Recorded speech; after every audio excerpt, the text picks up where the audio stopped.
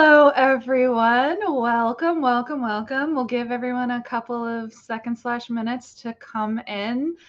This is the first ever Author Mentor Match YouTube live stream. Yes, it's ridiculous that it took me this long given my presence on YouTube. I am joined by my lovely co-host, Jasmine Skye, who is also a mentor this round, but also a YouTuber. We're doing the tubes. We're doing it. We're making it happen. And we have several special mentor guests today. This is like an info session / Q&A. Like, we'll talk generally about Author Mentor Match, go over frequently asked questions, and then in the chat, like, seriously, ask questions to your heart's content, and we will attempt to answer them. We have adult mentors, middle grade mentors, and YA mentors today. Heavier on the YA side, but isn't that just publishing?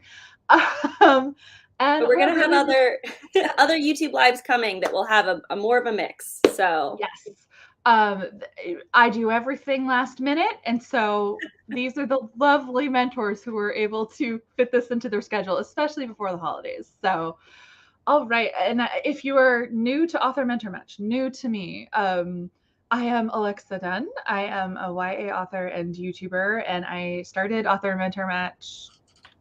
What is time? Was it 2016? I think it was 2016. Sure. Yeah, that makes sense. Thank you. You're better. I actually have a mystery. I don't have the IVs, but I have Stars We Steal. I literally had a copy on the couch the other day because I did a recording and it's gone. So I guess the cats ate it. Like, I have a mysteriously disappearing book. Great. I started it in 2016 with my close friend and critique partner, Heather Kaczynski. It came out of our friendship because I'm the really extra type A person who loves to research everything and like be super intense about publishing. And we helped each other as CPs. And Heather was like, people need this. What do you think about starting a mentorship? And I was like, so here we are, 9 rounds and 5 years later. We are currently annual because I can't handle more than that. We used to be twice a year and it almost broke me. And we pair aspiring authors with complete manuscripts in middle grade, YA, and adult. We expanded to adult a couple of years ago with experienced authors who are agented or published. And it's, you work editorially on a specific manuscript, but we also hope that it goes beyond that. It's asking questions about the industry and strategy and just providing guidance behind the scenes on whatever timeline works for the pair for you.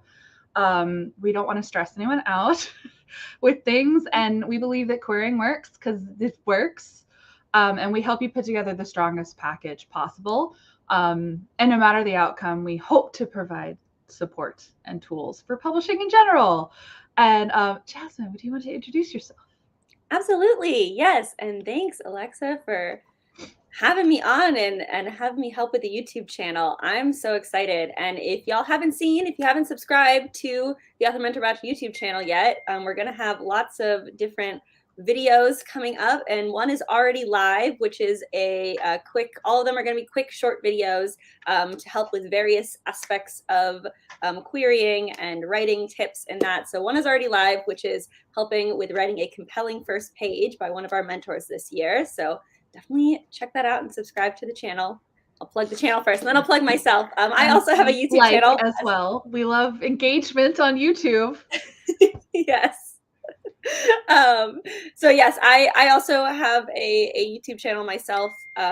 It's under Jasmine Skye Books. And I am a YA mentor this year. I also mentored last year for Author Mentor Match. I am agented by Mary Seymour of Kimberly Cameron and Associates with a YA fantasy, a YA queer fantasy, and that's definitely my wheelhouse. So very excited to be finding another queer YA mentee to be helping out this year.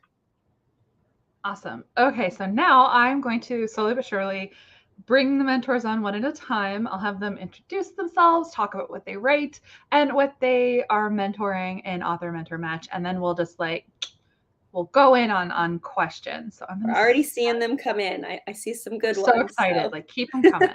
Yes. So I'm going to start with Esme Symes-Smith. Middle grade, yay! Yay! All right. Hi, friends. I'm Esme. I'm mentoring middle grade anything because just give me all of your little kids. I really want to try and find like a good queer middle grade voice because we need more of that. I'm especially looking for genre fic because I feel like we have a lot of contemporary but not enough genre fic. I am agented by Megan Manzano of Deforio. And my debut novel, which is the first in I don't know how many series, is called Sir Kelly and the Champions of Helston, which is about a non-binary kid who wants to be a knight and all those shenanigans. I'm very excited to be here. Thank you. Yay. I'm excited to read that book. I'm so excited. All right, next is Elle Gonzalez. Hello. Hi, my name is Elle Gonzalez Rose. I was actually a round 8 mentee, and now I'm a round 9 mentor. Yay! And my agent is Uwe Stender at Triada, who I lured in with my AMM book, which was a queer rom-com, which is essentially my wheelhouse. And so I am looking for anything queer, anything BIPOC in contemporary, romance, and thriller. Thriller fam. I'm not mentoring, so I didn't put it, but we all know I love thrillers. So yes, give those plot twists. Plot twists are the best. Oh, I love a good plot twist. I have all the feelings. Next is Jessica Para, also YA. Hello, everybody. My name is Jessica Para. I am agented by Jen Azantian, and I am a 2-time mentee, one through Las Musas, one through Pitch Wars, and this is my first time mentoring.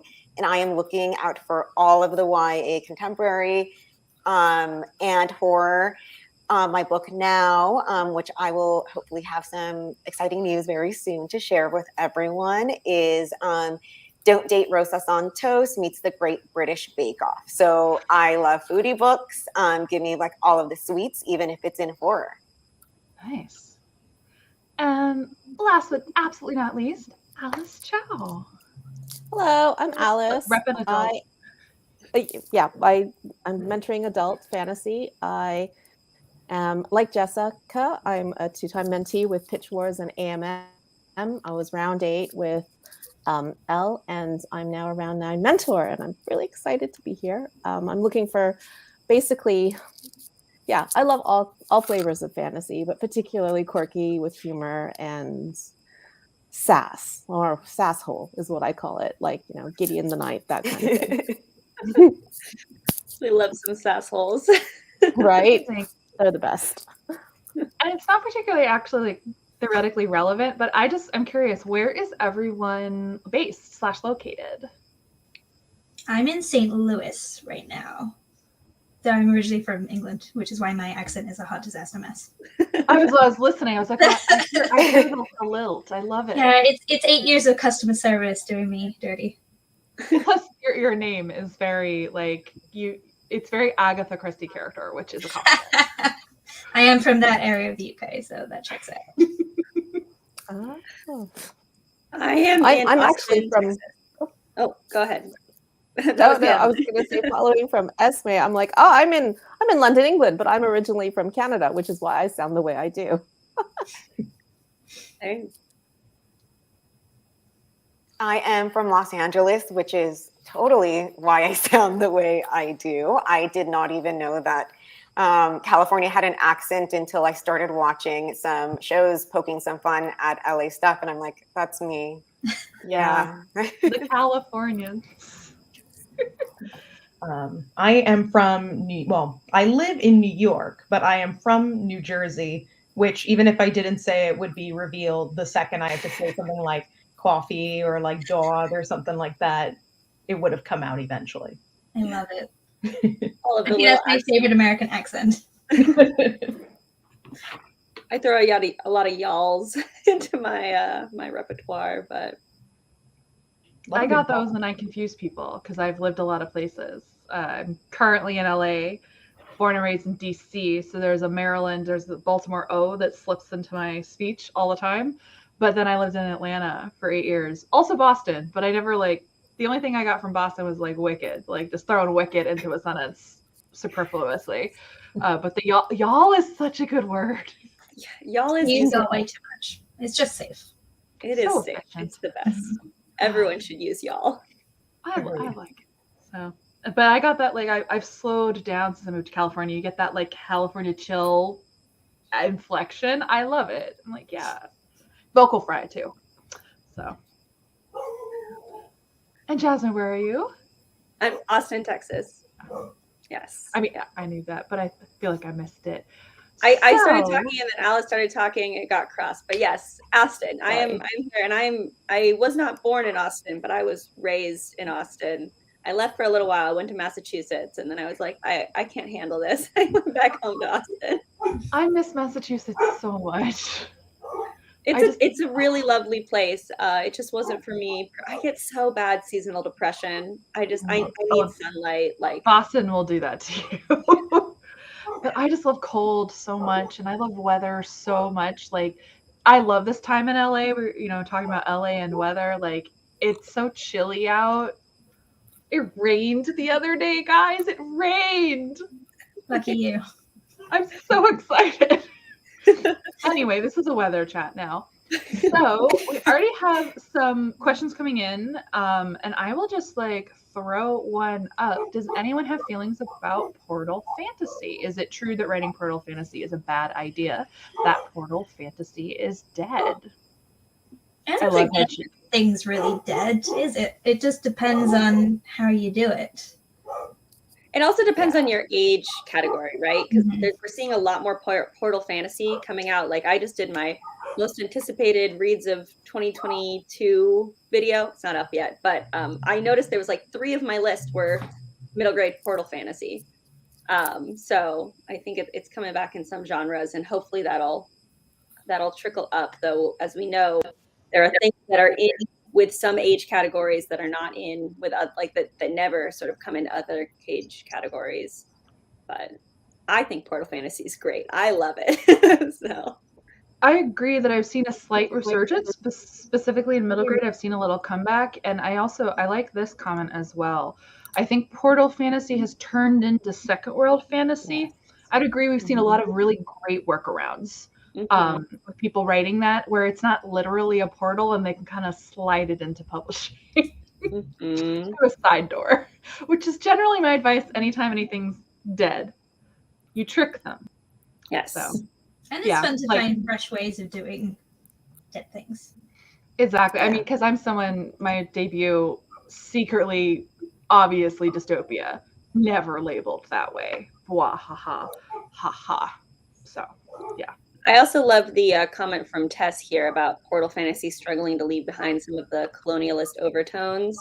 I think that's big with a lot of the dead genres. I think the ones that are going to be able to break through it being dead are always going to be the ones that have that new spin on it, that are leaving behind the sort of old, not so diverse, not so great ways of doing those genres. One of the best portal fantasy. Oh, go ahead. Sorry, go ahead. Go on. No, you go ahead. Of the best. I'll go after. Portal fantasies I've ever seen. I think it's based on a book, so I'm gonna have to find it during the chat and put it up. But it's I saw the movie version with Kirsten Dunst, and I've never seen this done before, where it's a portal to historical. So it's Kirsten Dunst and all the 2001 fashions, with the super thin eyebrows and everything, and she goes back into Auschwitz. So it's the story takes place her being in a concentration camp, which it was super interesting. And then it just turns into straight up historical. So it was a great way, sort of like how Kindred does, actually, Octavia Butler's Kindred, where it's you use the portal and then it's just that little twist of the speculative, but you're doing it to then have someone with modern day sensibilities have to deal with the historical problems. So I would be interested in seeing that, where it's not just straight up fantasy, but maybe using a portal twist into a historical world. Lost in Austin did that as well. Yes. Yeah. I have feelings about that miniseries. Me too. This is now in Austin. Live stream. JK. Alice, what were you going to say? Oh, I was just going to say my AMM manuscript from round 8, which is the manuscript I got agented on, is it. I mean, if we're looking at portal fantasy and defining it as going from the real world into a fantasy world. That is what I have. Although mine's opposite. It's like a fantasy world that goes into the real world, but it's historical, and then goes back into fantasy world. So it goes back and forth. So yeah, I really hope it's not dead, because I got agents on that, and we're going on sub in the new year. So yeah, fingers crossed. I don't think it's dead, especially because you've seen someone's come through, and I think that's exciting. I think we're seeing so many things that are dead slowly come back to life, and it's Like vampires. Vampires! They're coming. So excited. Yes. I'm ready for dystopia. I am here for it. I am ready. I am waiting, because I just want to, because I'm not writing it anymore. As a reader, I want to see who figures out the new fresh spin, and then I want all of it. Because I mean, we've lived through things in our times, and so what is the literary response to real world dystopia, and how do we refresh it? Well, and especially Station 11 is, I think, premiering next week. So I think that that's just going to be like usher in a whole new chapter of people wanting to tell these type of stories. And it's also Dystopia, sci-fi, apocalyptic, all of that. More. Yeah. Okay. I'm going to jump around a little bit in these questions because I see several that I want to do. I'm going to throw up this one. Are most mentors comfortable with receiving DMs clarifying items from their manuscript wish list? Well, let me ask you guys directly, what are your personal opinions? And then I can give a general like AMM admin answer to this. Mm-hmm. I can go first, which is that, I'm definitely open to discussing it. I don't have much on my, like, for example, anti-MSWL, but like there is one big thing that I know is a big trope in YA, which is to have on-screen death of a parent. So I personally am very open to DMs to discuss that, because I do know that that is, something that does come up a lot in YA, because just get rid of the parents. They get rid of all the authority. They cause too many problems. Get rid of them.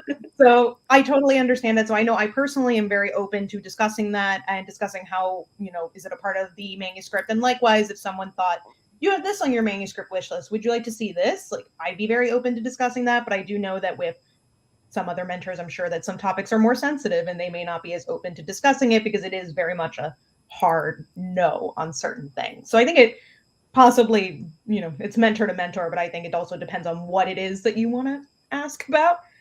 So I fully agree, Elle. I think that if you want to ask a question like that's a positive side, like, hey, you have this on your manuscript wish list. Is this like, do you consider this similar, or is this like also something you'd enjoy? Those questions, I think all of us, I'm going to speak wholly, which you all can disagree, but I think all of us are more interested in those questions and answering those questions than we are at answering clarifications on our anti-manuscript wish list. Those can be a little harder to answer, as Elle said. So I'm the same. I mean, I don't mind questions, and my DMs are open, so I don't mind any questions coming in. But sometimes, especially when it's an anti-manuscript wish list question, it's like you have to get so specific to be able to say it. And sometimes I've had it before last year where like someone, told me, because I explained what my anti-manuscript wish list meant. And then someone was like, well, it's really more like this. And I was like,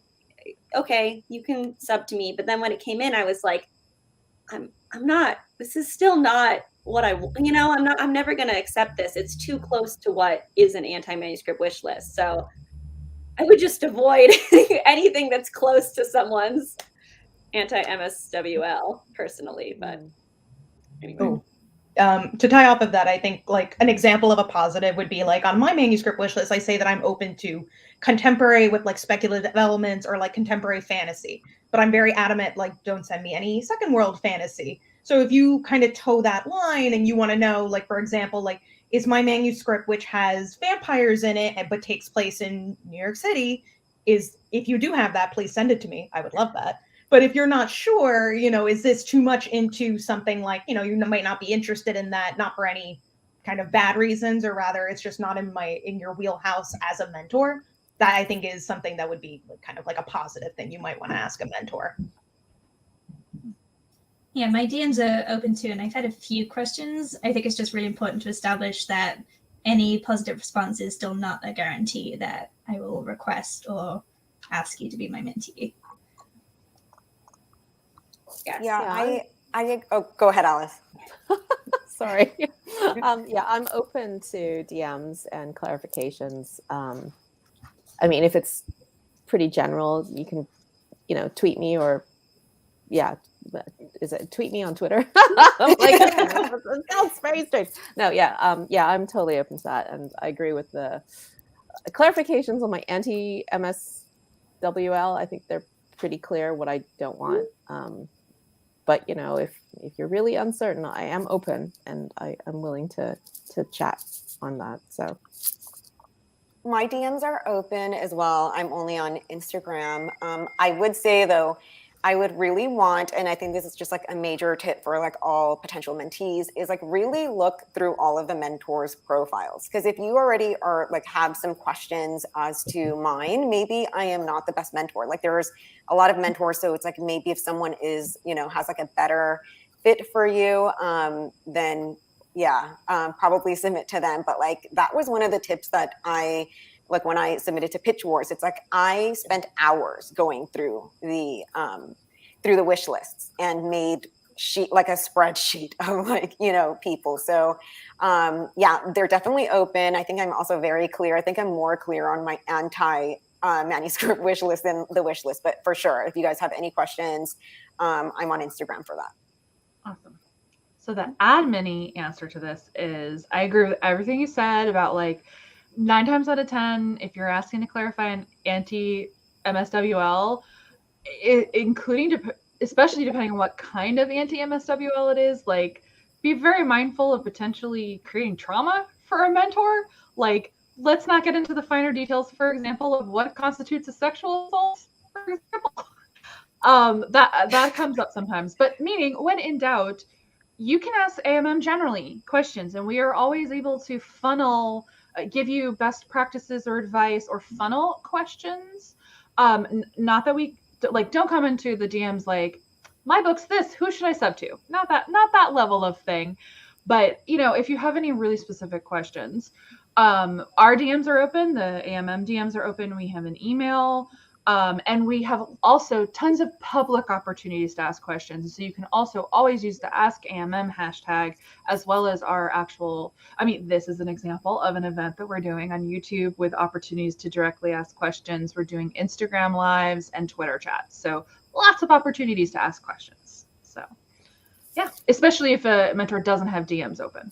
So I will say the least effective way to ask a mentor a question is to comment on their profile on the AMM website, because those are automatically filtered not to be public, and I don't always check the comments.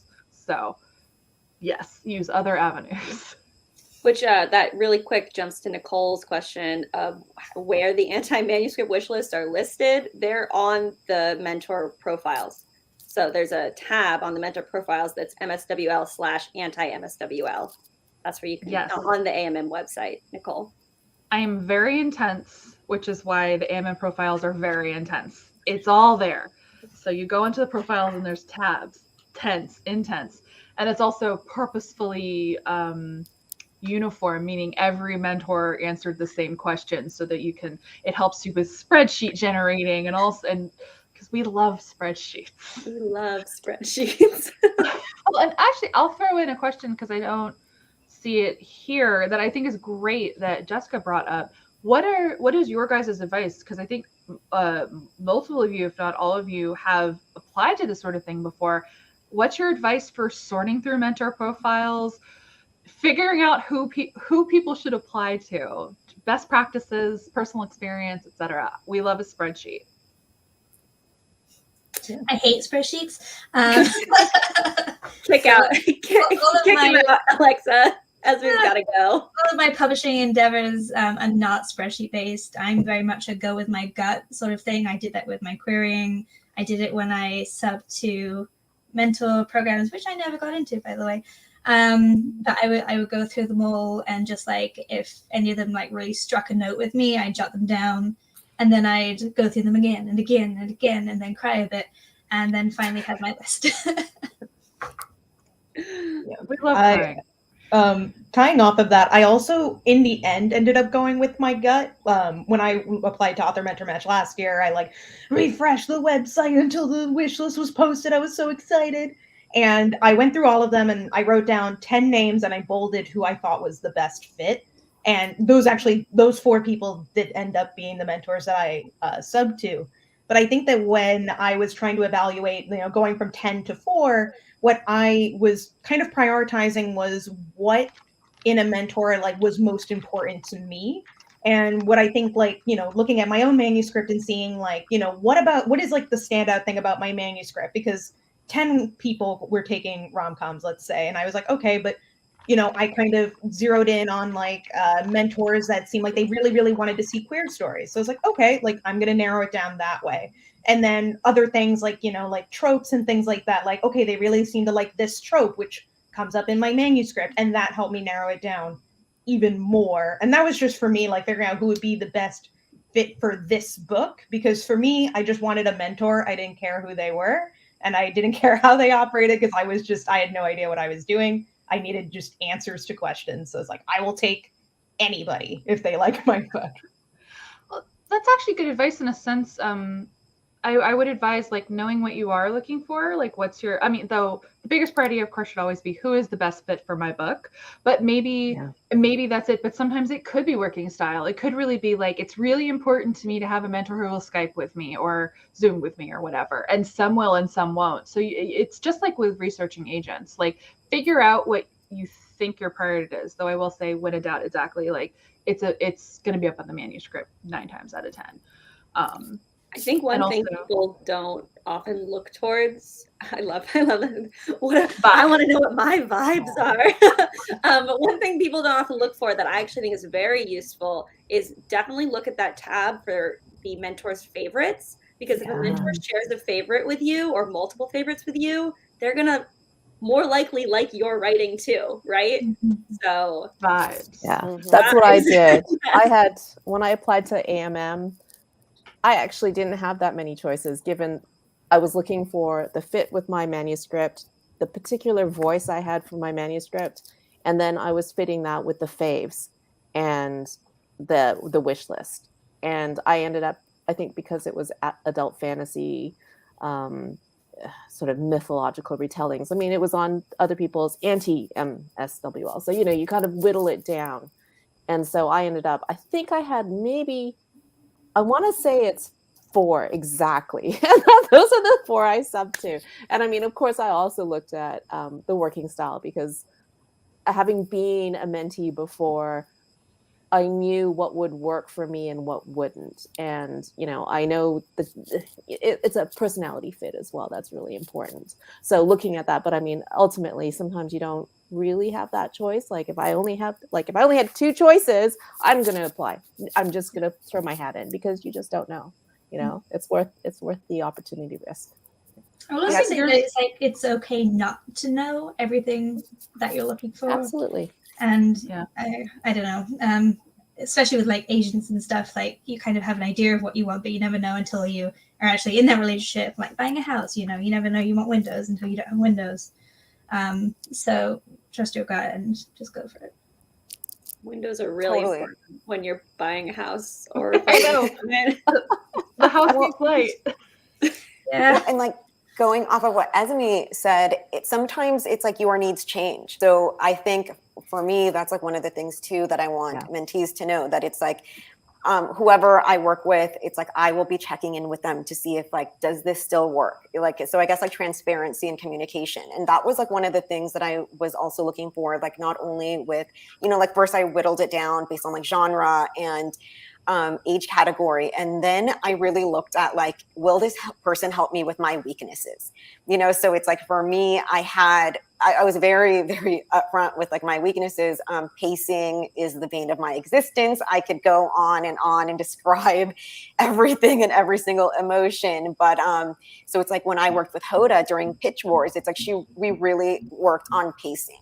And she said that on her wish list, her working style and her strengths. So it's like I highly recommend really looking for a mentor's strengths and maybe something that like complements like your weakness. And because it's like, I want this process to be like, I by the end of this, like, I want you to feel like you are a way better writer than you came in. And so, you know, after personality matches, communication style, and like sensibility, I really, you know, hope that the mentees like really look to see, you know, what all of us could offer, and hopefully find someone that will help level them up.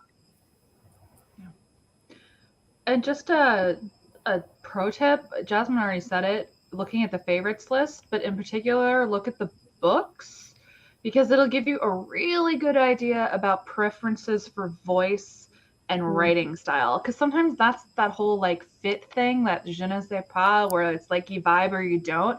That's just a tip with agents too, by the way. Like, I think we all had that like dream agent, and then you looked at their client list and realized, I can't do that. And you're like, and it just wasn't meant to be, because people just have preferences for the kinds of books they like to read. So if you like know that you write lyrical, voicey, beautiful stuff, and like your favorite book is on their favorite books list, a much higher like odds of vibing. So You know your agent is the right fit when all of your agent siblings' books are like among your favorite books, right? So that's it's somewhat similar in this circumstance. Yeah. Right. So I'm going to jump right to this question, and just letting everyone in the chat know I'm going to jump around. So don't worry, I will get to everyone. How are you going to be approaching reviewing your submissions? What part of the query package do you start with, whether you've done it before or you have plans for doing it for the first time? I'm planning to do it the way I critique sub-packages. So I will start with the query, and if it pulls me straight away, I will look at the sample, because at that point I will want to check for voice and how good the writing is and where we're at, like grammar-wise and craft-wise.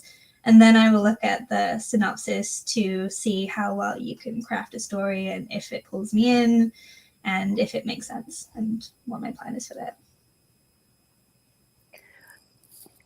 Yeah, I'll do something similar. Like for critique packages, I like to read the query, so I have an idea of what I'm going to be reading, and then I'll read the pages for voice. And if I really like that, or if I'm curious and I really need to know what's going on, reading the synopsis also helps, because that will give me an idea of how the whole story hangs together. And often a synopsis will also throw up any issues that there are in the structure of the story. If there's something that doesn't work, sometimes the synopsis is really good at revealing those little quirks, and that helps me know whether it's something I can help with as well.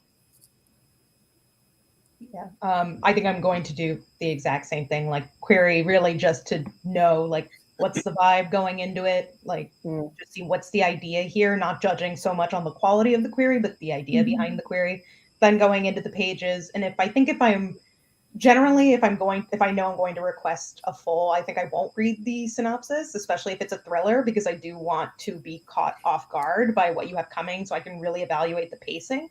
But if I am on the fence about something and I'm like, okay, I'd only kind of be interested in this if it goes in this direction, or if it's going in this direction, or if it has some elements that I'm not sure about, then I would read the synopsis just to kind of see if it's going to sway me either way.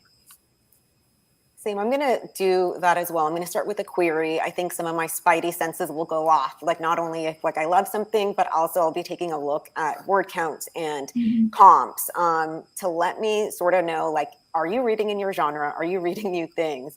Are you staying within industry standards? Because, you know, we do have like a limited time. So it's like if you're 100K over word count, I probably won't have the time to help you in like, you know, the amount of time that we're going to be working. And so I'll look at the query, then I will read the pages, and I will always take a peek at the synopsis just to make sure that it doesn't change its genres halfway through. I've seen that happen sometimes. I've gone through Slush for Pitch Wars before, and also one of like my dreams is to eventually be an agent too. So I've read Slush through like agency.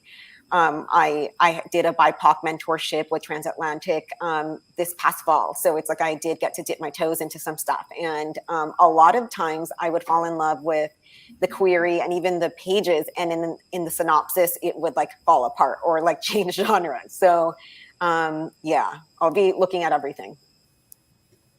I think we're all on the same page. I think most mentors and agents will start with the query. That's kind of what the query is for. But I think I'm more similar to Jessica in the sense that I pinpoint, like I look at that paragraph that's like, my book is an X word YA fantasy with these comps and has like one sentence about the themes or whatever it is that you put in that. If you don't have that in your query, I think that paragraph is very useful and you should have it. And B, I look to that first because I understand query writing is hard, and I read some great submissions last year that had terrible query letters.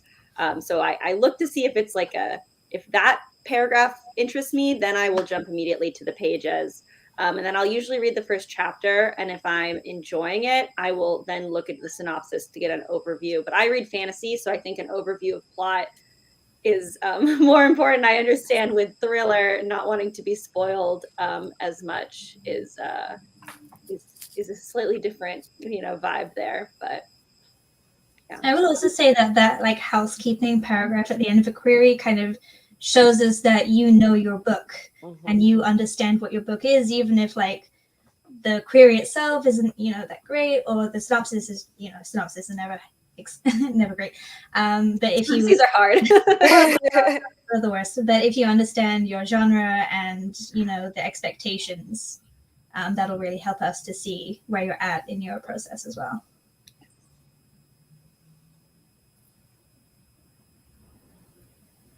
Did Alexa freeze? Oh, there you are. Yeah. You still there? My internet is terrible. We're here. We're here. Can you hear me now? I'll throw up a different question. Yes. Hold on. There was one towards the top about making writing friends.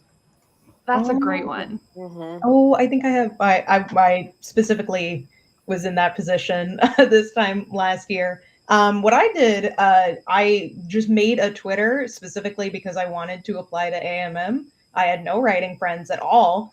And what I did was I asked if anyone would be interested in a group chat that is still around to this day. I learned the hard way that I can't do big group chats, but they're wonderful people. And that was how I met my writing friends, was like things like AMM, regardless of whether you get in or not. The process of preparing for it is kind of like a very interesting experience where we're all preparing for the same thing. And I think that that's a great way to make friends, whether they're in your genre or not. Like you can swap pages and you're all kind of working towards the same goal. And I think that's a really fun and easy way to make friends because they're all kind of curated. Like if you go to the AMM party tag, or if you look around during the mentor chats, or here right now. So you can do stuff like that. I see a question just came in that says, does Twitter have that feature? It does. You can make group chats on Twitter. It's kind of complicated. People.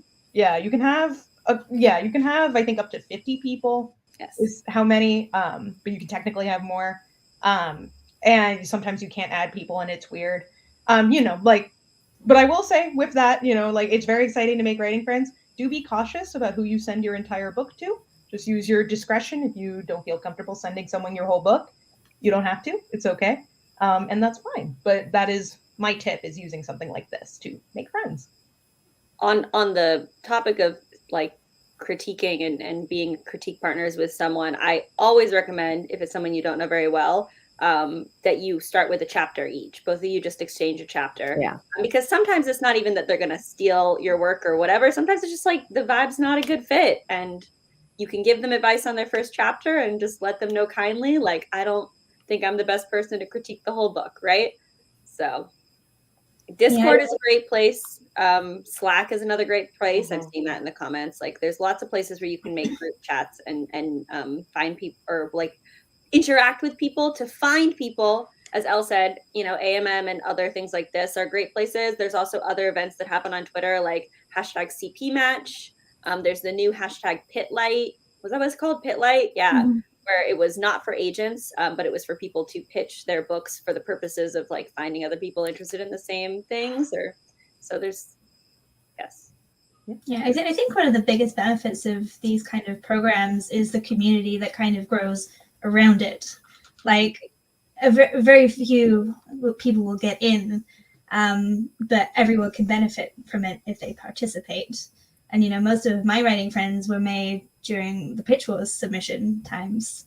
And we're still friends, we still swap. Everyone's at a different stage, and it's really cool to watch people grow. So just reach out, don't be scared. Everyone's doing the same thing together, which is really neat. It's like NaNoWriMo. Everyone's writing at the same time and actually working on their craft at the same time. And, you know, that's kind of a rare thing, I think, in the writing world because it's so solitary.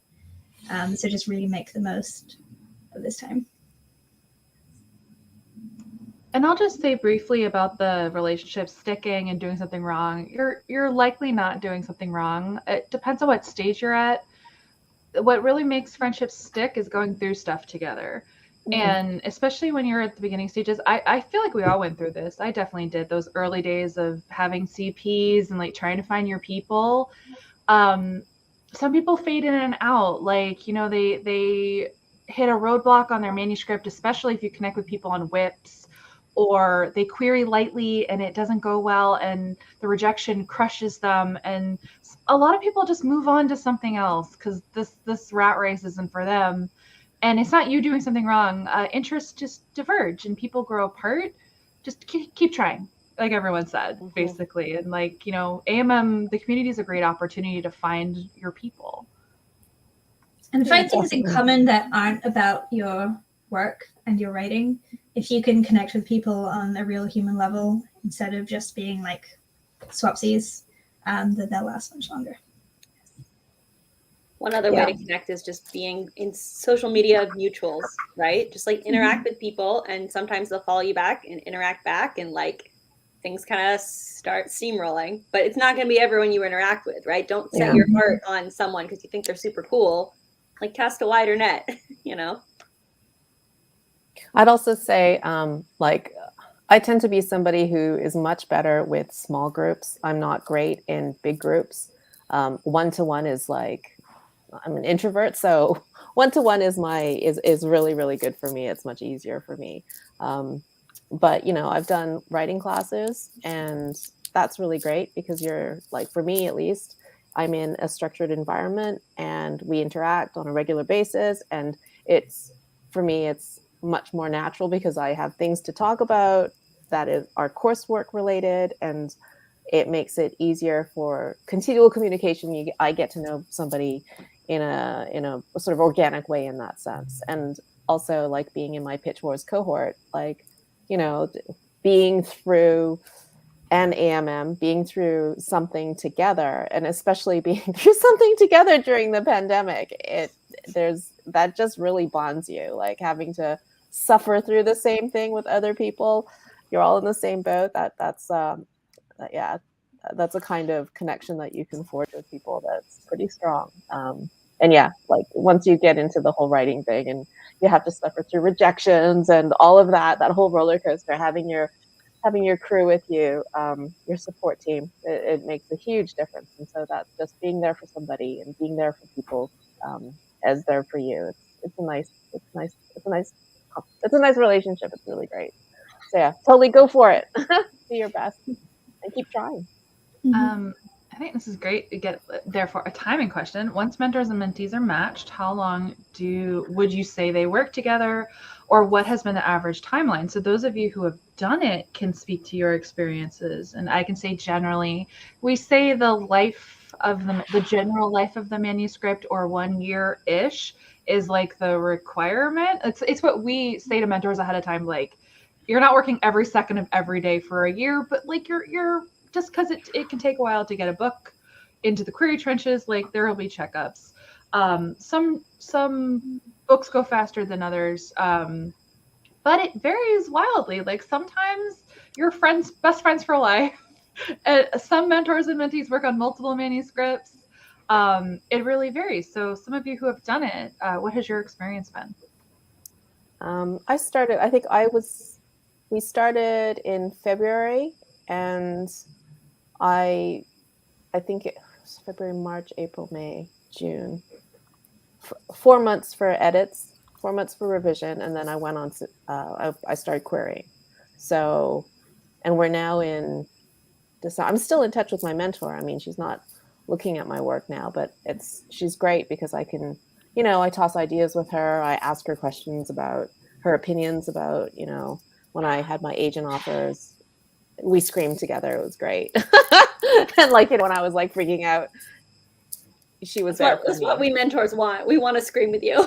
Yeah, she was great, Yeah. And so now I'm reading something for her, and yeah, so now we're coming on to 10 months. And I mean, like, she's not actively mentoring me now, but I still call her my mentor. I still consider her my mentor. And if I have any questions, my first thing is to like, oh, I've got to ping Leah. I got to ask her this, So yeah, does that help the answer? I'm like, yeah, like ongoing. I haven't hit my the year average time scale yet. We don't throw mentees in the trash after a year. It's just like Leah's gonna be like, "Oh no, February, bye. you're pumpkin now. See you. I don't want to talk to you anymore." We forewarn mentors of that it's like, don't peace out on your mentees. Like, people get busy, but like, say hi, wave if they're not actively needing you. What about you, Elle? I was gonna say, yeah, likewise, my mentee mentorship, which is now mentorship, because we are both around 9 mentors, is also ongoing. Like, my mentor was Justine, and we met in real life a few weeks ago, which is so cool. But I think that we had one of the, like, I guess what you might call like a speedier timeline in terms of like what you kind of anticipate of like revisions, querying, end, I guess you would say. There's no end, really. Our relationship is still ongoing and we still swap work. But I worked on revisions for about a month and a half, I think. I know I definitely had a speedier version of that story only because I had the ability to spend a lot more of my day revising, even though it was a very heavy revision. So we revised for about a month and a half, and then querying was about like 2 weeks-ish, and then 2 weeks after that, and then here we are. But we are still obviously in contact all the time, and they are still very much like a support for me as I learned everything that happens in publishing and, going on sub and things like that. So very much the same thing, that our relationship is still ongoing, even though it is like a different timeline of how long it took to do everything. Like, even when it came to like applying for AMM, I was like, can I have advice? Like, it's still the same thing. They very much are still my mentor, even though it has, kind of moved past the point where I might need a mentor. One of the great things about AMM is that there isn't a strict timeline, because Natasha, I see your follow-up about balancing school and jobs, and mentors understand, like, yes, that we have a specific timeline of like when we're supposed to get you your first edit letter, but you don't have a timeline. I don't think, Alexa can correct me, about like when you need to revise. My mentee literally is going to go on sub. My mentee from last round is going on sub in January. It took us essentially the entire year for him to do all the revisions. Yeah. And so with Alexa. So, yeah, if it takes you a year to deal with the comments from the first edit letter, like, ideally your mentee's going to be excited when you reach back out in a year. I mean, ideally your mentee will reach out at several points during the year. Your mentor. Thank you. Your mentor. Ideally will reach out several times during the year. You as the mentee can also reach out during the year just to update your mentor where you are in the process. But then, and as soon as you're ready, then you can like jump in for that next step of like querying help and all of that. And my advice is that you should, but it's both sides. I want mentors and mentees to have good communication. If you as a mentee know your schedule and like let your mentor know, because the one thing is that we all, how funny life is. Like, if your mentor ends up with like a weird publishing deadline, etc., sometimes you have to have more of like a pivot dance around each other with schedules. And it's very nice if a mentee can be like, okay, I think I'll get this back in 6 months. And then the mentor can go, okay, so that puts me here, just letting you know, like, I have a deadline here, so let's just keep in communication. And just ensuring that you're always kind of staying on the same page. Because like, it is true, like, no one knows exactly what they're going to be doing for an entire calendar year. And so it's just staying in communication is good. But the whole point of AMM is no timelines. It's flexible. It's like what is working for the mentor and what's working for the mentee. And we love that flexibility, because some books need more time. or multiple revisions. I've done multiple revisions with mentees. Sometimes that's what it needs. Yeah. Yeah, and I expect to do multiple revisions with my mentee. Like I want to do that with them. I think it's a great tip. Like I do want my mentee to, let me know turnaround schedules, and I'll do the same. But yeah, like I plan on being a barnacle. So it's like, if, we work together, it's like, I'm going to be there for you, like throughout the entire process. And yeah, however long that takes, and then post querying as well. Because I mean, like, there's always like a next step, right? So with like my previous mentors, it's like they are like, like when, same thing with like Nina Moreno, she was my mentor through Las Musas, and it's like I'm still in contact with her every step of my way. I'm like getting her advice, and letting her know what's going on. And then with Hoda, now we are CPs, and there's like now more things that we're going to do. So it's like, I want to have a mentee that they're fine with me sticking around for like a long time. Okay, so I love that there's so many great questions. This is a good one because it comes up all the time. If you've already sent a couple of queries, can we still submit to AMM? Yes, and I updated the FAQ at long last, and I cover it there as well. I'm just so proud of myself for updating the FAQ. We don't have rules about this, but our best practice, that is still not a rule, nothing hardline, the less queried a manuscript is, the better theoretically overall, just because it gives your mentor more to potentially work with, because it doesn't mean that, because essentially in some cases you only get one shot with an agent. In some cases your mentor has a huge revision plan, and it's okay, it's almost like you start from scratch, but it just varies. But we don't have like a hard number. It's not like 20 or 50 or even 100. It's like, use your best judgment, and when in doubt, submit. But I would love for the mentors to give their thoughts on like, how you feel about projects that have already been queried being submitted. That sounded very pejorative. Like it's okay, but like how you what your thoughts are. Well, I feel like everyone starts off a little bit rocky with querying. Like everyone queries a little bit early, that's okay. I started querying my book in 2015, and then I stopped. And then I queried again in 2017, and I stopped. So it took 3 stops and goes before I got anywhere with my querying, and that's okay. For me, I think it'd be more about like why you stopped querying and what the thought process is there. Like, if you queried 100 agents and you just ran out of agents, then it might be a bit, ugh. But if you queried as many agents as you did, and you were just like, oh, well, I realized that this needs work, or I got tired and I don't know why, or if, your query wasn't working, if your page weren't working, then I'd be excited to sort of work through those problems and talk it out. Or if you got a personal rejection from an agent, those things are always great. Right. We love to know about any R&Rs you've received. Yes. Like, we love that kind of information. That helps us help you. If a mentor falls in love with your manuscript and they want to work with you, and definitely if you got an R&R, you don't have to give all the details, but put it on your submission form, and a mentor might reach out with questions. And definitely, because I, before getting into Pitch Wars, I did a small round. I watched Alexa's query in batches video. Everybody needs to do that. I think that's what saved this book, because I queried a very small tester batch. And in that video, it also says like the types of responses that you're getting is so important. So like I was getting, I think at my first query round, I got like maybe like a 90% full request rate very quickly, but then it was followed by a 100% form rejection. So I knew my book, my concept was, good. I knew that the query was solid, but there was something not working in those first 10 pages. And then in, doing like Pitch Wars, it's like I was able to identify what it was. And then, that query experience after that was completely different. So yeah, like it's completely fine to have like a book out there. And I think it's helpful to know that, if you are getting full requests, that you're onto something. You might just not be there yet. And then that's something we could help you with. Yeah, I had that for both Pitch Wars and AMM. I'd queried, and I don't have a problem with a manuscript that's being queried or is out there currently querying.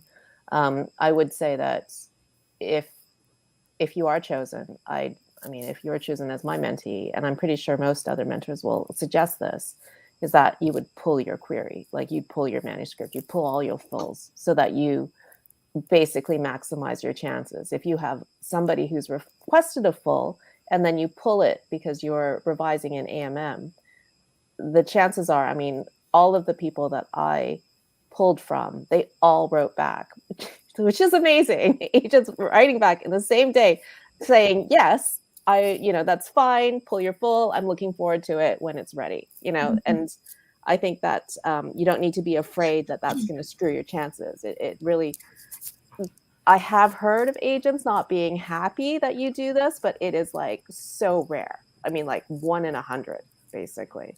So, honestly, most agents are going to be like, oh yeah, less work for me if I decide I want to side with that person. Yeah, they're usually really happy and, so nice about it, like really, really encouraging. So, well, it also shows that you're like taking time to put the work in and work on your craft and do the hard stuff, which, I think is a good sign for a client. Yes. Mm-hmm. Sure. All right. So is every mentor taking one or multiple mentees? If multiple, how many? So welcome to Alexa Dunn's school of things Alexa does and doesn't like. I actively discourage mentors taking multiple mentees for the mentee's sake. 9 times out of 10, but we love that 10%. And we have a couple of mentors who are champs at taking on multiple mentees. And I bless them in those individual circumstances. It's just so often, it's hard to do. It's so much work. It doubles the work for a mentor.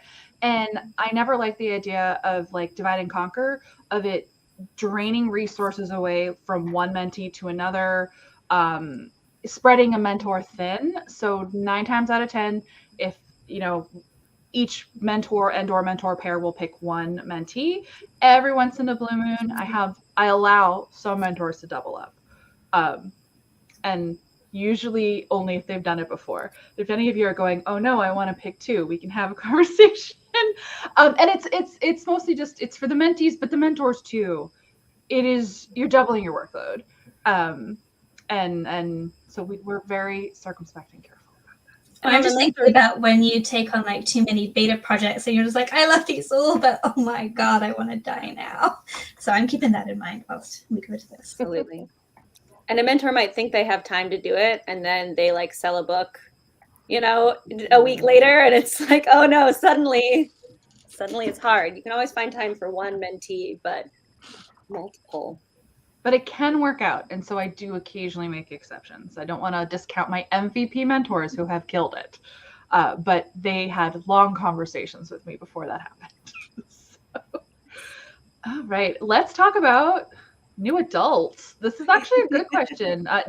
Maybe less so for the middle grade mentor, but for the YA and adult, do you have any feelings about new adult, which is not really technically a category in trad, but thrives in other areas, and thus people with crossover manuscripts? Yes. So I guess we'll talk about crossover, new adult and crossover. I think that's the place to start. New adult is, in the traditional publishing world, just call it YA or adult crossover.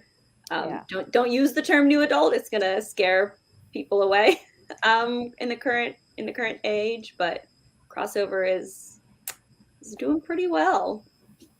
So I'll let someone else jump from there. Yeah, I think crossover is fine. I'm also scared by the new adult. It's like I keep on thinking, I think Alexa, you said this, like, stop trying to make like new adult happen. Like, like that, stop trying to make fetch happen.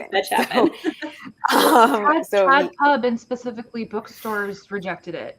Like exactly. Barnes & Noble has I was shocked the first time I saw it. They apparently do have a very teeny tiny new adult shelf. Not every Barnes & Noble, but it's like, there are like 20 books on it. And it's because those are often self-pub titles that manage to cross over into trad, like distribution pickup and or got trad deals. But traditional publishing just doesn't recognize it, basically. I think it needs to exist, but I think a lot will have to change before it can.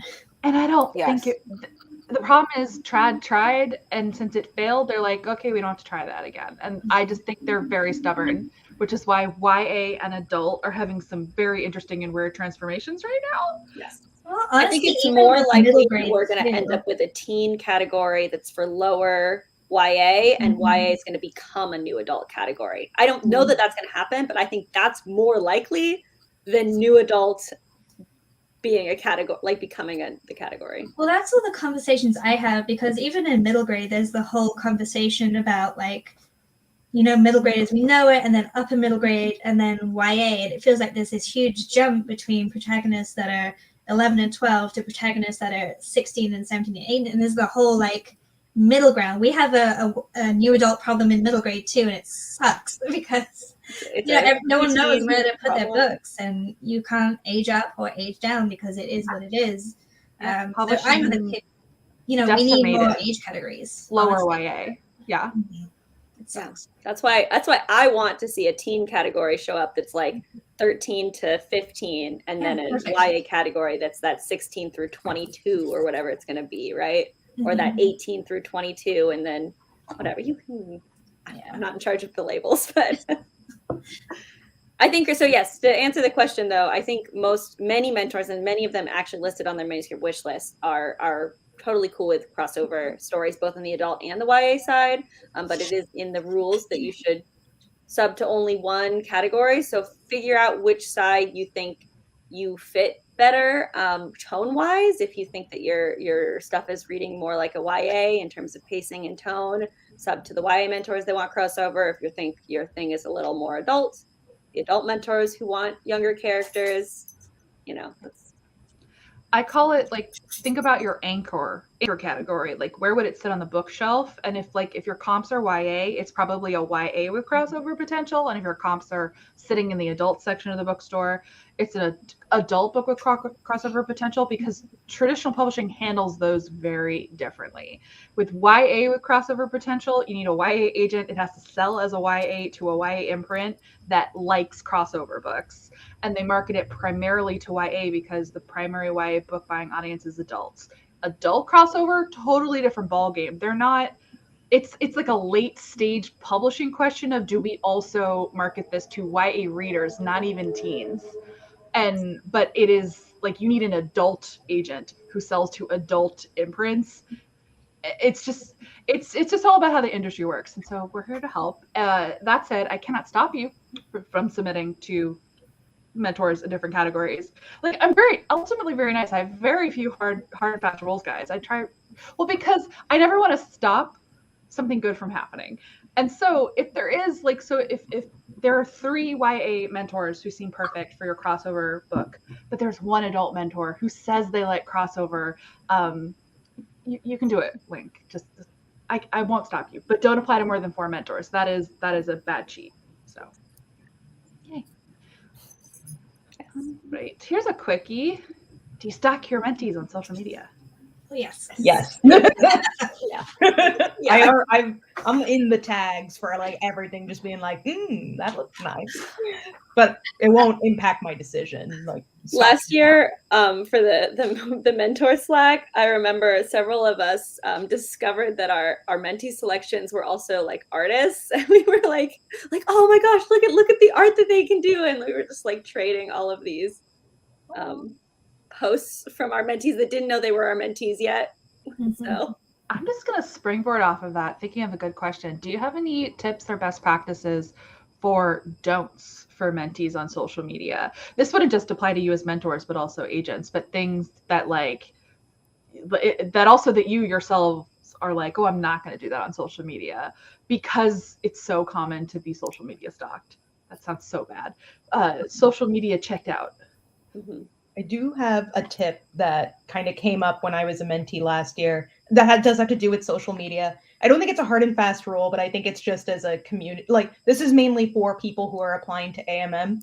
I know because I was there, is that if you get a full request, I would highly recommend not publicly tweeting about it. Not because you shouldn't be excited, but that will cause some anxiety in other mentees. They'll be like, well, why didn't I get one? We're in the same category, things like that. And it just might make someone, feel a little down. You should definitely celebrate it, and you should definitely, tell your CPs, tell your trusted friends. You should definitely talk about it like in your real life as well. But I think that a kind of a best practice is to maybe not tweet about it, only just because, Yes. don't want to make anyone This feel is bad. true when you're in the query trenches too. I've been seeing so many tweets lately that are like, I just got my first full request. I'm like, I'm glad you're celebrating that, but don't publicly tweet that. Like, it might not be a problem, but it also might, right? It can also be bad potentially. This is also just it's something you never think of, but it wasn't until an agent said this to a friend of mine. Be careful about tweeting that stuff generally, because you never want to. It might be a win for you, but you never want to give the impression that actually there's not a lot of interest. Meaning, let's say Yes. you've been querying for 6 months, you're like, got my first full request. That can reflect poorly on you, even though that's not a red flag or a bad sign. And like literally didn't occur to me until an agent told a friend, don't she had her take down her how I got my agent post because it said how long she queried her book, and it was longer than 6 months, and the agent was like, I don't want editors to know that. Same Weird. also in the future when you have an agent and you're going on submission. My agent told me, do not say I'm on submission. Yes, because that for sure. it can, you know, if the editor doesn't, if the editor is like in your second round, but then they see that you went on submission 6 months ago, and then they're like, oh, I wasn't a first choice, or I wasn't, or like what happened to all the other editors 6 months ago, right? Like One of the many reasons sub is so secretive, which has pros and cons, but it's so yeah, just get in the practice now with AMM of not sharing that kind of stuff publicly. But yeah, it's mostly an empathy piece, because I agree. It's the same reason I don't again impose rules on mentors about tweeting about how things are going in the sub box, but I generally like advise all mentors to be careful about their own tweets about what they're doing, just because there's just so much FOMO, and like people can get their hopes up. So we care about you, mentees. We care about you a lot, and we care about your feelings. I would also say avoid talking about like dream mentors / agents / editors. Like that just, it always feels a little bit icky to me. And I feel like writers never really know what their ideal person is until they've talked to them, until they've got a little further in the relationship. Like I remember when I had a dream agent way back in the day, and I queried them, and it was just like an immediately hard pass. And I'm just like, oh, God, I guess I'll just quit now. We all have that one. Yeah, but you know, just curb your ego, stay a little bit professional, not too much. Like I like to know who people really are so I can tell if we're going to click or not. But I don't know, if I see something that makes me go, then I'll probably not. It's as Alexa said, getting in the practice. Like, don't have a dream mentor, don't have a dream agent, because you also don't want to eventually have a dream editor. Like that's, you're almost never gonna get your dream editor, and you want to be excited no matter what editor you get, right? And same with the agent, same with the mentor. And there was a question related to this about can you be selected by a mentor you haven't applied to? Yeah, I was going to that one next. Same thing. Is this common?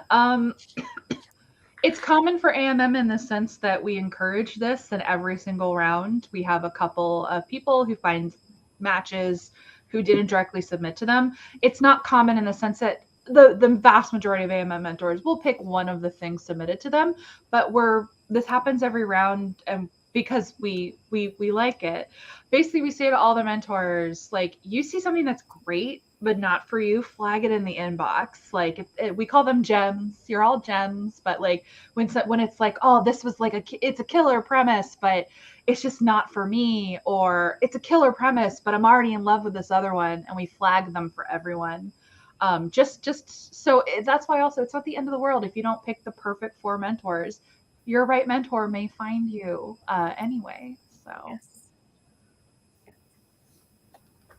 So don't fall in love with the idea of a person. That's lives back to that. I don't know if it's just like I say this to kids applying to college all the time. Your dream school becomes the school that you go to. You can make it your dream school, and if it really doesn't work out, you can transfer. But for the most part, I believe, like, I didn't have strong feelings for the school I went to, and I'm like the most enthusiastic alumni you'll ever meet. And I feel the same way about agents, and I feel the same way about editors, that you can like make it because they want you, and you can fall in love with the person who wants you back, which is also not great advice for actual romance and real people. Let's say it's only for publishing. But it's psychologically true.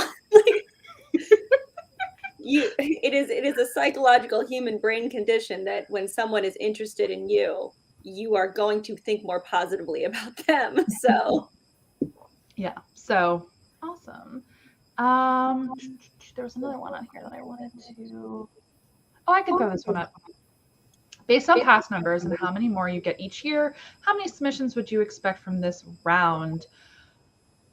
This challenges me to remember our numbers from last year. 1,600. How much? 1,600. 1,600.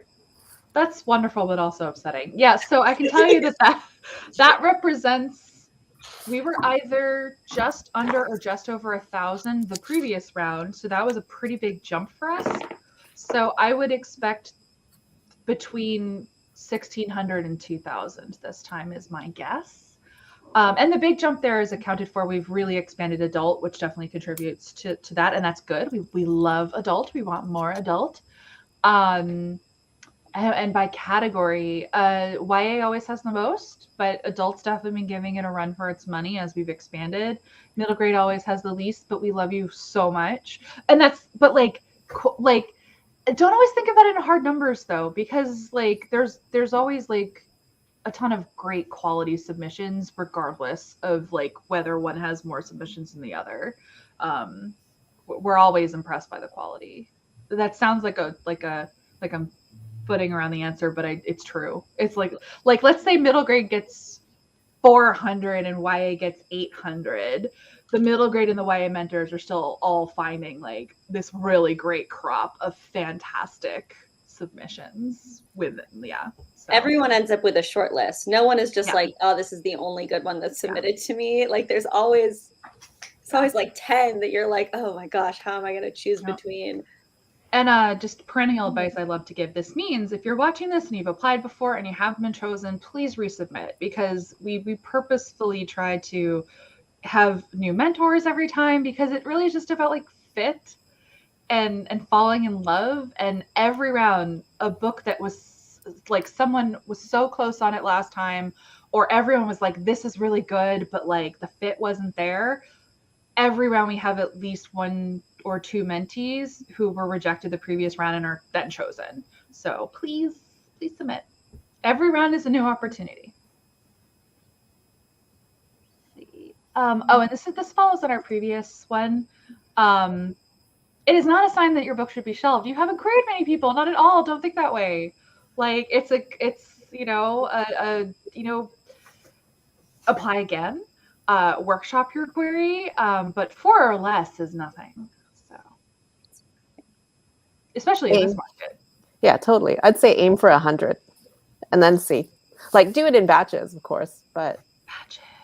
Definitely batches. And then you can tweak and fine tune. The 100 depends on your age category and genre. No, that's true. Some of them there's less reputable agents in some age categories and genres, but aim for as many as are reputable that you think are a good fit, and in batches, 100% in batches. Prize and YA sci-fi. There just aren't as many agents for that. my time. Can we do the crossover question real quick? I think this is just a quick jump in. This one? Yeah, just real quick. I think that's a great. This is the thing that we in the mentor chat, we've all been talking about this. We always we'll put in our manuscript wish list and then later be like, oh, I forgot to say this or this or this. So if you see, this is just general, if you see something in someone's favorites that's like a trope that's not in their manuscript wish list, but they have a favorite book that has that trope, chances are they like that trope, even though they put it. So if someone has a crossover books in their manuscript wish list, even if it's not in their favorites, if they have crossover books in their favorites and it's not on their manuscript wish list, they obviously still like crossover books. That's not quite what your question was, but I wanted to give that general advice. And sometimes it's a vibe too. A mentor might not articulate, I like these kinds of books, but then you look at their favorites list and you're like, they like these kinds of books. Yeah. This question actually dovetails nicely with this one. Would you let us know to resubmit next round? That's not something that we have specific bandwidth to do as a matter of course. We will tell every single person, but so many of our mentors, we don't require mentors give feedback, but many of them do give feedback to manuscripts, to mentees, especially those whose full they requested. And so you can certainly, just like with agents, personal feedback, any kind of personal response, take that as a very good sign. And actually, I'll say, every round we've had a case where someone wasn't chosen, but the mentor like essentially gave them like an edit letter, even if it was an abbreviated one, like told them things and said, like, reach out to me if you have questions. I've had this happen a couple times, and then that person, like, got some feedback, used it, revised, got an agent, sold a book. And like, they weren't AMM mentees, but they got some personal feedback, and it helped them in some way. So what are you guys, your personal philosophy and or best laid plans for feedback, for giving feedback? I will recommend to the newer mentors to keep your plans small, and then if you find you have the bandwidth, you can increase them. I planned too much personal feedback last year, and then I regretted it. It just was very stressful. Yeah. So. I have to say, right now, I don't know. It really depends on how many submissions I get and how many fulls I request. And basically what's going on in my life at the time. Like I'd like to, and I know it's really something that, having been on the other side of the table, I know it's something that is really helpful, and you're hopeful for that. And I definitely would like to offer it, but I'm not going to promise it. I really have to see. So yeah, I'm feeling exactly the same. Like, I know how sucky it is to not know why you're not getting requests or why you're not getting picked. My intention is, if I feel very strongly that I have something useful to give, I will give it. But I'm also very wary about making promises that I can't keep. I mean, I will say, like, for me at least, part of picking a manuscript is it's very personal to me, to my skill set. So it has to be a manuscript where I can see that I can help. Like it's twofold. I need to be able to see what the issues are, and I need to be able to know that I have the skill set to help with those issues. And, I may find a manuscript that is amazing, and I can't put my finger on what's not working, and that's no good to the author, because I will be no help to them. Like, just saying, hey, every scene should have a conflict and a goal, like or your character should have an arc. Well, yes, that's true, but that doesn't really help you in any way, because it's not specific and it's not really truly actionable for you. So, I think that's something to bear in mind. If you do submit and you aren't chosen, it really isn't going to be, it's more a reflection on me and where I have holes in my skill set than really about you. So I hope that helps. I also wanted to say, like, I very recently was a slush reader for Pitch Wars, and something that I learned through going through that process was that even though I wasn't picking a mentee, a huge part of what defined whether or not I would continue to read is just if I connect with it. And it is not a matter of craft. It is not a matter of the story. It is just not the book for me. And in those cases, there really is no feedback to be given, which is so unfortunate. And I know that's frustrating, and it's something that you hear with agents quite a bit, which is very unfortunate. But it is the truth, is that sometimes a mentor, an agent, and anyone is just not going to connect with it. And it doesn't mean anything. I have DNF'd so many New York Times bestselling books just because it wasn't for me. And that's okay, and I don't know that you really want to hear that. I don't think it's particularly helpful to hear that as well. So in those cases, it's best not to just say anything. But I think that likewise, like, I can't make promises, but if I see something, that I think is genuinely going to be very helpful to this manuscript, but for whatever reason, probably timing, I can't take on this book, or I can't take on more than one mentee, I will try to say it. But know that just, not getting feedback does not mean that, your book is so broken that this person couldn't even type out what they have to say about it. Sometimes it really is just a matter of fit. 100%. Yeah, yes. Completely. And that's helpful for us with this, but also it's frustrating about agents. You're absolutely right. And once you've done one of these things, like, you have a whole new perspective on agents. At least I do, where it's like, Oh, I get it now. A lot. And that's when I said that I regretted like promising as many full requests or as many as much feedback as I did, is because of that. Is because like I think like, oh, I really like this, I can give feedback, you know, and then I realize like I don't have good feedback to give. So I think it's better to say that like, you know, I'm probably going to give half a dozen people feedback, and that's because like for whatever reason their thing called me really strongly, or is that there was that one clear thing, as I think Esme said, that like I know immediately what the problem is, probably because it's something that I struggled with and then got feedback on from someone, a mentor or an agent or someone, you know. So but that's sometimes it takes a while to figure that out, which is why when we're giving feedback to people who aren't our mentee, we just don't have the bandwidth to do that. Yeah. I think the bookstore analogy is a really good one. Like you go into Barnes and Noble with like money for one book, and they're all great. And there are so many that you like could pick, but only one is calling you. Like you read the back and then you flick through and you're just like, oh, is this calling me? And you know, that's the same for us. It's the same for agents. Yeah, it's mood so much of the time. It's like I'm in the mood to work on this kind of book in the moment, and it fits my skill set.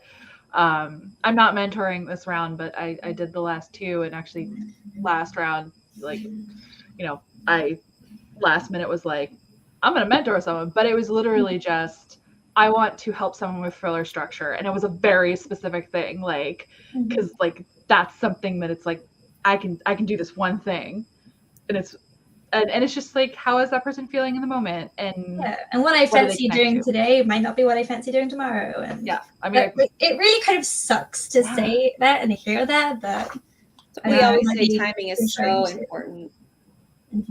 There's no logic to any of this. Oh, speaking of timing, I'll throw in some FAQ-y stuff. No, it does not matter when you submit during the submission window. Deep breaths, don't panic. It's 2 days, you're good, but you know, do submit during the submission window. Make sure like your book is, in the event you get a full request, make sure it's ready to send. I know we've all played that game. Who's played that game in a pitch contest before? Raise your hand. Me. Where the book maybe wasn't done being revised. Don't do what I did years ago. Don't do it. Always be prepared to send your material in. What other things? Just because you don't receive a full request right away doesn't mean anything. There are many mentors who aren't even going to look at their submissions for a week or so in the window. It varies very widely. I'm going to be at Disney during the submission window, so I won't be looking until the next weekend. And every once in a blue moon, honestly, we have had mentors choose mentees where they didn't even request a full. It does happen. So don't just deep breaths. It's okay.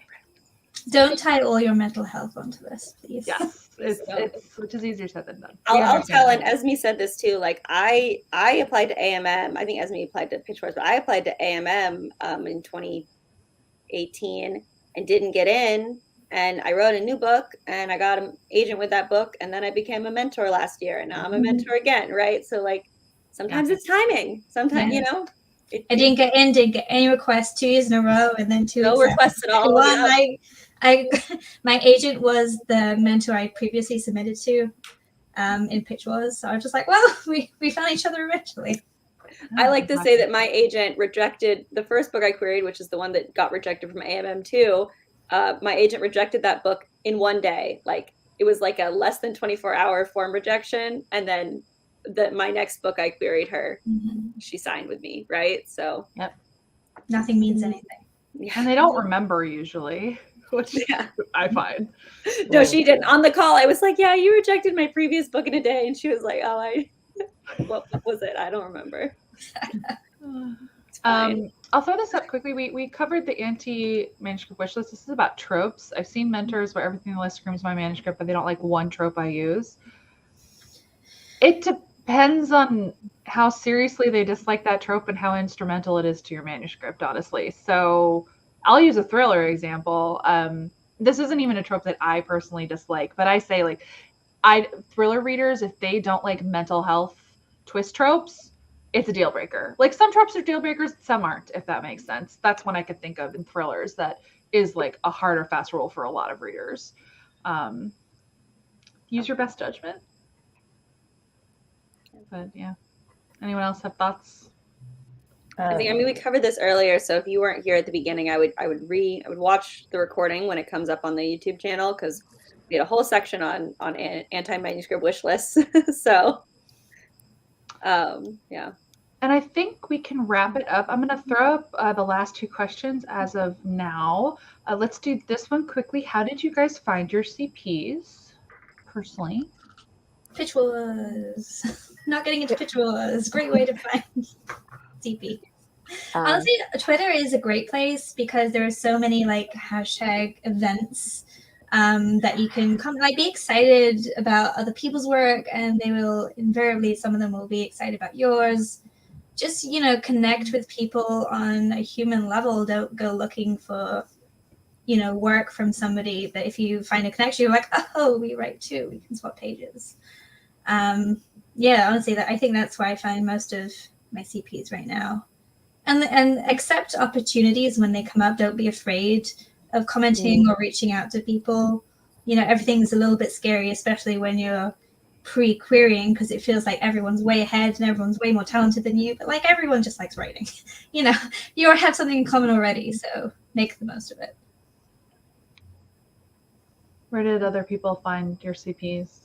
I honestly found my best CPs through my master's program. I got a master's in creative writing. But I think, I mean, I also did some creative writing classes and things that were like not through school or not, you know, not through a official program. And that's a great way to do it. But yes, my favorite CPs were the ones that I had that 2-year master's program with. It's what Alexa said earlier about, you know, some of your better writing friends and your better CPs are going to be people you experience things with, which is why it's great to find potential CPs that are in your same, like if they're querying like you are, or if they are like, you know, submitting to AMM like you are, like those are the ones that you'll be in the same level with, and not because like there's like a reason a person who's not agented can't CP for someone who's published and not, but it's more happen. It happens like through life stuff. Like sometimes CPing comes to you. It's really random. Like if you are a YouTuber, like if you're in YouTube communities, I know a lot of people have connected through YouTube, but it's because they're enmeshed in those communities. Reddit can be a great place to find CPs if you're enmeshed in that community. So it's really finding the community spaces. And then which a comment that just came up about that, Facebook has them, Twitter has it. Like, yes, those community spaces. Yeah. I will, AMM. Yeah. AMM. Yeah, my CPs are from Pitch Wars, and then writing classes. I did a year-long writing course where we sort of exchanged pages once a month. And it's like building up that trust. Because for me, at least, having a CP, there's a huge element of trust there, and just again having to go through the same kind of torment with somebody really bonds you. And so I've got, you know, and also from just throwing myself out there, I entered some contests, I managed to final in some, and the finalists have this group, and so from that group I also have some really great CPs and made some great friends that way.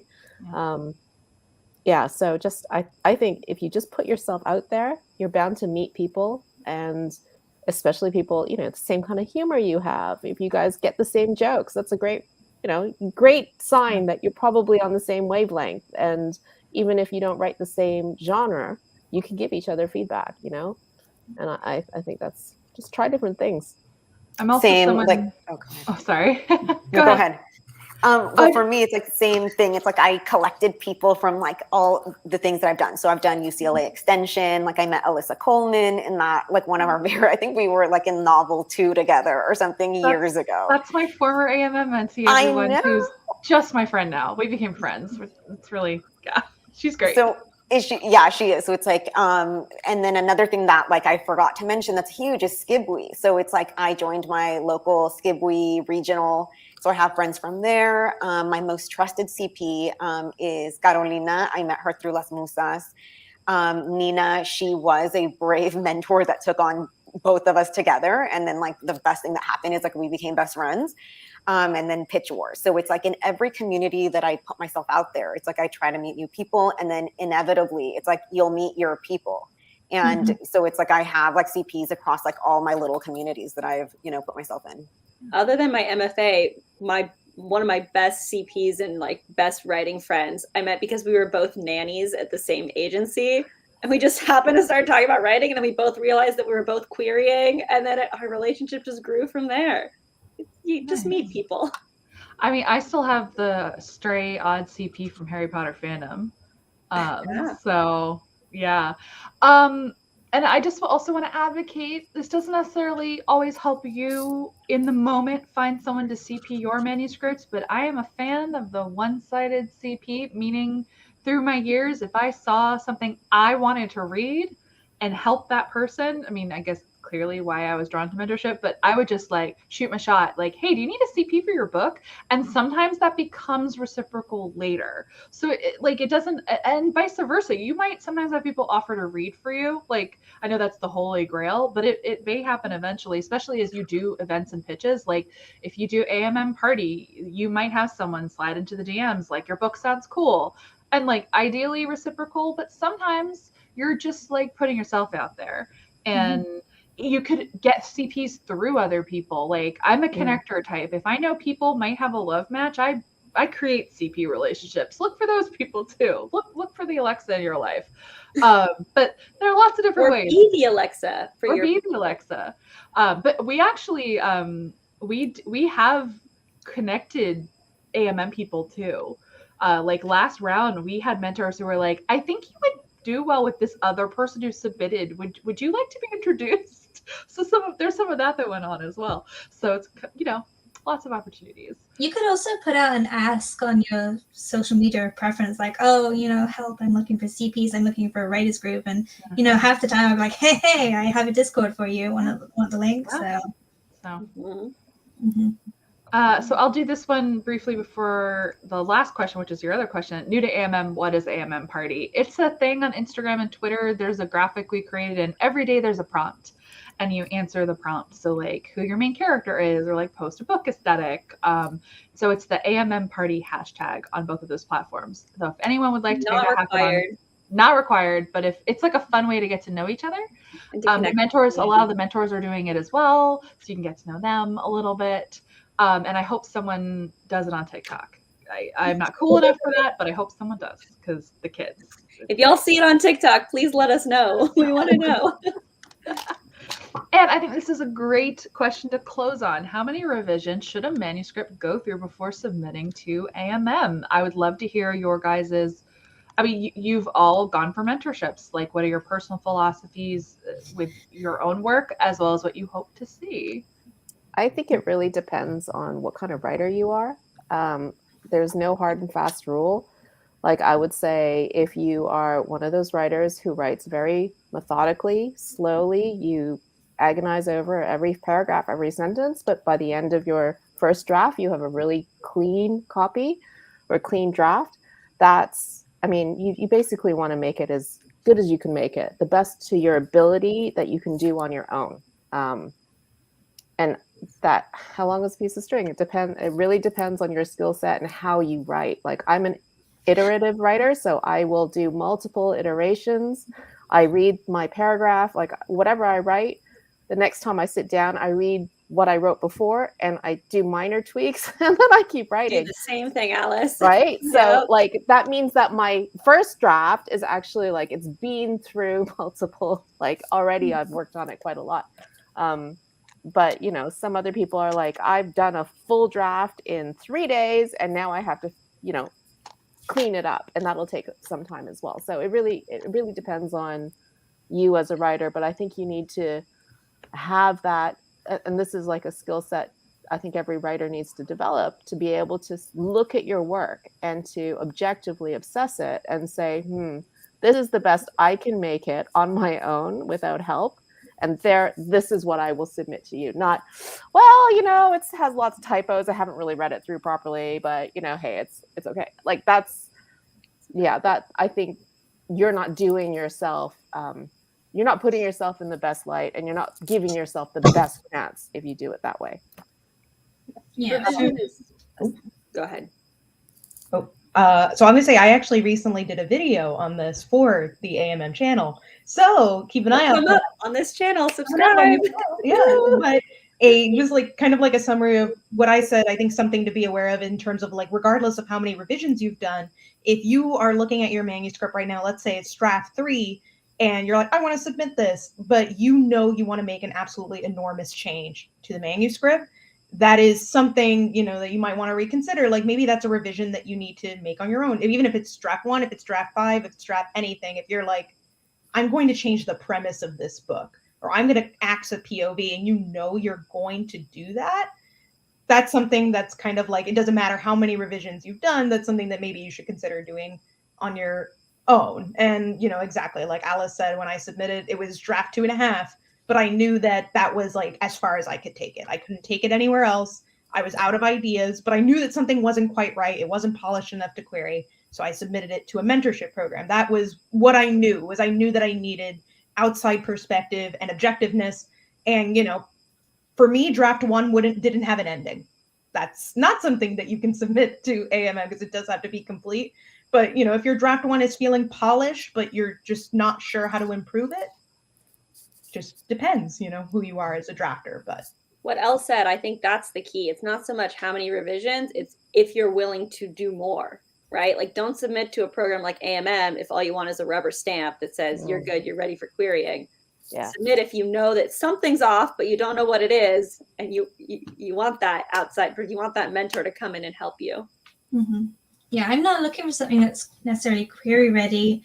I'm looking for something that I can see is not a flash in the pan. This isn't just something that you're doing over 6 months. This is something that you really want. This is like a career move for you. That's what I want to see.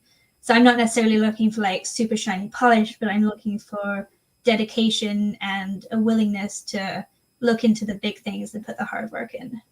And I have no idea what that's going to look like with submissions, but it doesn't. That's also what agents look for. My agent has told me that she looks for the writers that she knows want to make a career out of this and aren't just going to do the one debut and leave. So, yeah. But like, I don't want a first draft. I don't know if I want a second draft, but I want something that's workable but had dedication put into it. Yeah, we have no hard and fast rules. We say do your best. We don't expect perfection. Don't worry. And in fact, if you've over revised, over polished, that can not be great in the sense that you can become exhausted by your own manuscript, and indeed then not really have the energy to even revise with a mentor, which isn't great for anyone. Books can be overworked. It also just varies by mentor. And so to that end, like it's never going to be like, that's why we can't give you perfect answers. Some mentors love a book where they can like tear it down and build it back up with the writer. And it's not going to throw them if you submit a first draft. Though that said, this is just me as like Auntie Alexa. Please at least revise once. That's my personal preference. I know regardless, some people will still submit first drafts. And I'm someone who's done that before, and you shouldn't do that. This is in the dark ages. It was 2013. Don't do it. I was wrong. But use your best judgment. Because I will say, if you submit a first draft and we can't tell it's a first draft, bravo to you. Bravo. And it really depends. Like if you're someone who does an extensive outline beforehand, and if you're iterative, like Alice said, and you polish it as you go, then a first draft might feel like someone else's second draft. And regardless, clean. Like definitely like you don't have to be a professional copy editor, but don't submit messy manuscripts. Like do the best that you can. To make your like readability is the number one for any mentor. Like, do their eyes move over the page? Can they sink into the story? There's all the alchemy of like just like vibe and fit, but like mechanically, like definitely make sure you don't have obstacles to reading with the spelling, grammar, usage, formatting. Like just do your best. Yeah. Yay. I think that is it. Thank you, everyone. Some housekeeping. This is not our last live. We have many events coming up, so follow us on all the social medias. Subscribe to our YouTube channel if you haven't. Give this a thumbs up because the algorithm loves engagement, YouTube speak.